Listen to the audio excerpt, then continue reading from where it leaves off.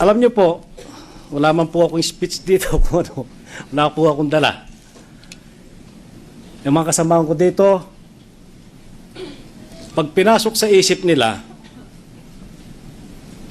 alin sa bibig at maganda na ang sasabihin. Bilang high school graduate po, sa ating mga kababayan, anong sasabihin ni Lito Lapid na hindi marunong mag-English, na hindi kaalam sa batas, ano kaya ang magiging desisyon? Didesisyonan po ang kataas-taasang hukom ng isang high school graduate lamang na tiga probinsya ng Pampanga. Napakinggan ko po ang depensa. Siguro purihin po natin ang depensa. Napakagaling nila sa mga nakakaintindi ng mga abogasya. Purihin din po natin ang prosecution. Naghanap ng mga ebidensya. Nakinig po ako sa bawat ebidensyang inaano nila dito.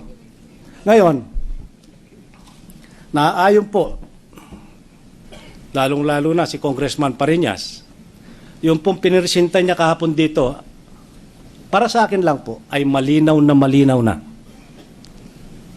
si Chief Justice Corona ay lumabag sa batas. Siya mismo inamin niya na may $2.4 million at 80 million pesos na bank account.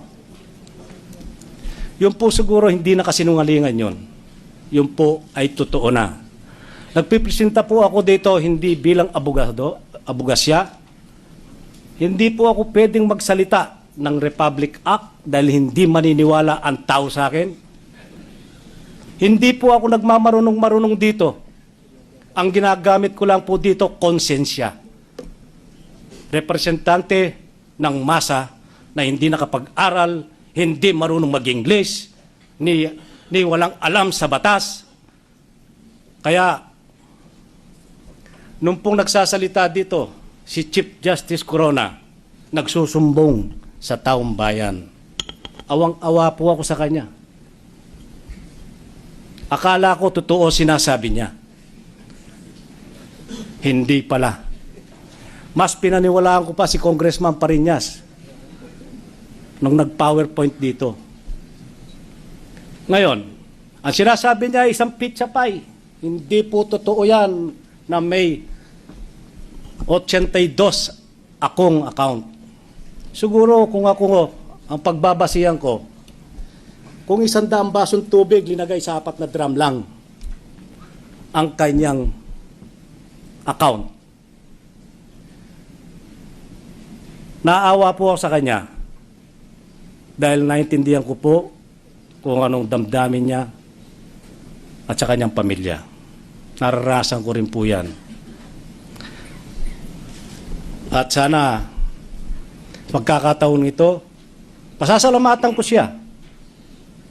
Dahil nung pangalawa kong panalo bilang senador, sa kanya ako nanumpa bilang isang senador. Pasensya na po. Pasensya na po. Ang hatol ko sa inyo, guilty.